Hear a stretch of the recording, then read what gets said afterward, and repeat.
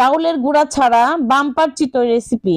এক ভিডিওতে 3টি চিতই পিঠার রেসিপি, 3টি ফ্লেভারে এই চিতই পিঠা আপনি আর কোথাও পাবেন না।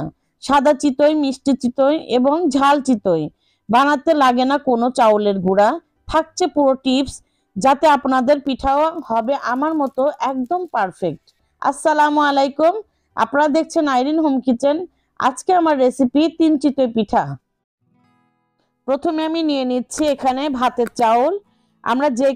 আমরা যে ভাতের চাউলটা রেগুলার খাই সেই ভাতের চাউল নিয়ে নিয়েছি। আর নিয়েছি আতপ চাউল। ভাতের চাউলটা নিয়েছি এই কাপেরই 2 কাপ, মানে যে কোনো বাটি হোক কাপ হোক সেটা দিয়ে মেপে নেবেন।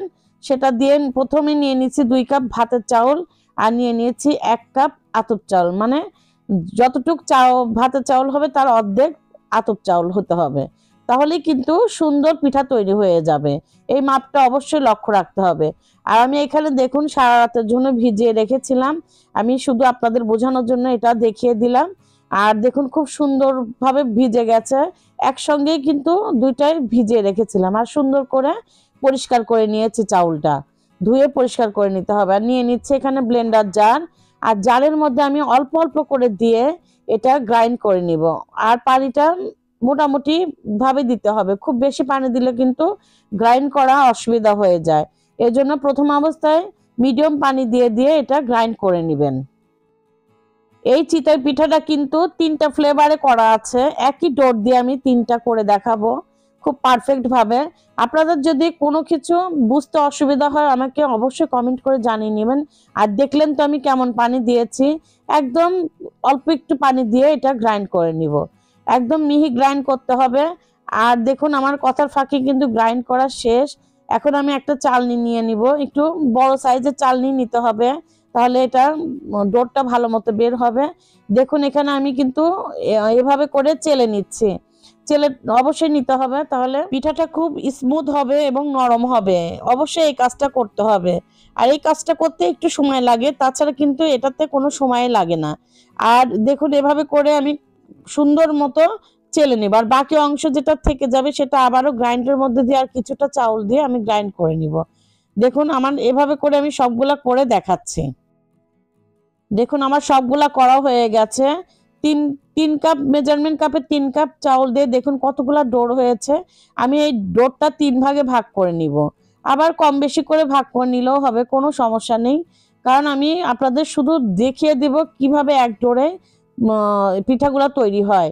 দেখুন আমি এখানে নিয়ে নিয়েছি 1 মুষ্টি ধনিয়ার পাতা, আর নিয়েছি 2টা রসুন আর 3টা কাঁচামরিচ। ঝালটা মোটামুটি বুঝেই দিবেন। আর দেখুন আমি সবগুলো খুব সুন্দর করে ধুয়ে নিয়েছি আর গ্রাইন্ড করে নেবে। এটাও অল্প একটু পানি দিয়ে এটা গ্রাইন্ড করে নেবেন, খুব বেশি পানি না, অল্প করে পানি দিয়ে এটা গ্রাইন্ড করে নিতে হবে। আর এই পর্যায়ে কিন্তু আমি লবণ দিচ্ছি না, কেননা লবণটা আমি পরে অ্যাড করব। দেখুন এভাবে করে খুব মিহি করে গ্রাইন্ড করতে হবে। আর দেখুন আমার গ্রাইন্ড করা শেষ। এখন আমি আপনাদের করে দেখাচ্ছি ডোরগুলা। এটা সাইডে রেখে এখন ডোরের কাছে চলে আসলাম। দেখুন এখানে স্বাদ মতো লবণ দিয়ে দিলাম, কারণ এই পর্যায়ে লবণটা অ্যাড করতে হবে। আর আমি এই পর্যায়ে কিন্তু পানি অ্যাড করছি না, প্রথমে অবস্থায় পানি অ্যাড করা যাবে না। আমি ডোরগুলা ভাগ করে তারপরে পানি দেওয়া লাগলে দিব। এখানে দিয়ে দিয়েছি উঁচু করে 1 চায়ের চামচ বেকিং পাউডার। এটা দিলে কিন্তু খুবই জালি ভাব হবে এবং ফুলবে খুব সুন্দর। আর পিঠা কিন্তু খুবই নরম হবে, সফট হবে। অবশ্যই এই চায়ের চামচের 1 চামচ বেকিং পাউডারটা দেওয়ার চেষ্টা করবেন। আর এখানে কিন্তু আমি গরম পানি কোনো ইউজ করিনি, আমি কিন্তু ঠান্ডা পানি দিয়েই সবকিছু করে নিলাম। ঠান্ডা মানে নর্মাল পানি দিয়ে, এটা গরম পানি না দিলেও চলবে। আর বেকিং পাউডারটা যেন সুন্দরভাবে মিশে যায় সেভাবে সুন্দর করে মাখিয়ে নিতে হবে। আর এখানে কিন্তু আপনারা ডোরটা কিছুক্ষণ রেস্টে রেখে দিবেন, কারণ অন্যান্য কাজ করতে গেলে কিন্তু এমনিতে রেস্ট হয়ে যাবে। এখানে আমি রেস্ট দিয়ে নিয়েছি কিছুক্ষণের জন্য। আর দেখুন আমি এখন অন্য একটা পাত্র নিয়ে নিলাম, আর এখানে সামান্য ডোর নিয়ে নিচ্ছি, কারণ এটা একটা ফ্লেভারে তৈরি করব এই কারণে। আর পরিমাণ মতো নিতে হবে। আর দেখুন আমি ধনিয়ার পাতার ডোরটা তৈরি করে দেখাচ্ছি। দেখুন খুব সুন্দর করে এটা মাখিয়ে নিতে হবে। এখানে যদি একটু পানি লেগে যায় তো দিয়ে দিবেন, আমি আপনাদের থিকনেসটা দেখিয়ে দিব। আর দেখুন খুব সুন্দর করে মাখিয়ে নিয়ে এটা সাইডে রেখে দিতে হবে। আর এখানে কিন্তু আমার একটু পানি লেগে গেছে, কারণ আপনাদের আমি এটা যদি ভারী হয় পিঠাটা কিন্তু ফুলবে না, লক্ষ্য রাখতে হবে। এটা কিন্তু অনেকটাই পাতলা হতে হবে ডোরটা, তাহলে কিন্তু আপনার পিঠা খুব পারফেক্ট ভাবে হয়ে যাবে। আমি এই পর্যায়ে পানি দিলাম না, পরে আমি পানি একটু অ্যাড করে তারপরে পিঠা তৈরি করে দেখাবো। আর এখানে আমি আরেকটা ডোর তৈরি করার জন্য নিয়ে নিলাম আরেকটা পাত্র, আর নিয়ে নিচ্ছি কিছুটা ডোর। আর এখানে আমি গুড়, খেজুরের গুড়টা অল্প একটু পানি দিয়ে এভাবে মেল্ট করে নিয়েছি। বেশি পানি দেওয়া যাবে না, অল্প একটু পানি। আর দেখুন আমি পরিমাণ মতো দিয়ে দিলাম, মানে হাফ কাপের মতো দিলেই কিন্তু এটা খুব সুন্দরভাবে মিষ্টিটা হয়ে যাবে। আর ডোরটা মাখালে দেখবেন কালারটা খুব সুন্দরভাবে চেঞ্জ হয়ে গেছে, তাতেই বুঝতে পারবেন অনেক সুন্দর মিষ্টি হয়ে গেছে। আর মিষ্টিটা আপনারা যে যেমন খান তেমনই দিতে পারেন। আর এই পিঠাটা খেতে কিন্তু অসম্ভব মজা লাগে, অবশ্যই একদিন হলেও করে খেয়ে দেখবেন, ভালো লাগবে। এবং এটা করে খাওয়ার পর কিন্তু বারবার মনে হবে যে এই চিতই পিঠাটাই করে খায়, যারা মিষ্টি পছন্দ করে তারা। দেখুন কোটিংটা কেমন হয়েছে, আর থিকনেসটা কেমন পাতলা হয়েছে দেখেই বুঝতে পাচ্ছেন। আমি এটাও সুন্দর করে এক সাইডে রেখে দিয়ে এখন 3টা ডোরই দেখিয়ে দেব, কত সুন্দর কালারফুল দেখে বুঝতে পাচ্ছেন। এখন আমি সরাসরি চলে যাব চুলার কাছে।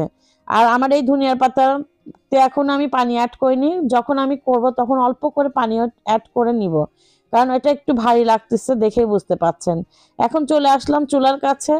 তো আমি একটা লোহার কড়াই নিয়ে নিয়েছি, আমি পিঠার ছাঁচ নেইনি। আর এখানে একটু পানি এবং একটু সয়াবিনের তেল দিয়ে নিয়েছি, আর সুতি কাপড় দিয়ে এভাবে প্রতিটা পিঠা দেওয়ার সময় মুছে নিতে হবে। দেখুন আমি কিন্তু আজকে ছাঁচ ছাড়াই তৈরি করে দেখাচ্ছি। লোহার কড়াই বা স্টিলের কড়াই, সিলভারের কড়াই, যে কোনো কড়াই দিয়ে আপনারা করে নিতে পারেন। এই পিঠা কিন্তু যে কোনো কড়াইয়ের মধ্যেই হয়ে যাবে খুব সুন্দরভাবে। আর ঢাকনা আপনারা স্টিল হোক আর মাটির হোক, যেটাই হোক থাকলে সেটা দিয়ে ঢেকে দিবেন। খুব সুন্দরভাবে ঢাকতে হবে, তাহলে পিঠাগুলো খুব সুন্দর হবে। চুলা আঁচটা দেখেই বুঝতে পারলেন কেমন। আর দেখুন কথার ফাঁকেই কিন্তু আমার একটা পিঠা অলরেডি হয়ে গেছে। আর কালারটা দেখেই বুঝতে পাচ্ছেন কতটা সুন্দর কালার, আর কতটা জালি ভাব হয়েছে, কতটা পারফেক্ট হয়েছে। এবং আমি আরেকটা পিঠা তৈরি করে দেখাবো। দেখুন এখানে কিন্তু আমি কিছুটা পানি অ্যাড করে দিয়েছি। আর এখানে আমি দেখুন দিয়ে দিলাম এখন সবুজটা, মানে ধনিয়ার পাতাটা। এটাও কিন্তু আমি খুব দ্রুতই করে দেখাবো, একটা পিঠা হতে কিন্তু 3 মিনিট সময় লাগে, অবশ্যই এটা লক্ষ্য রাখতে হবে।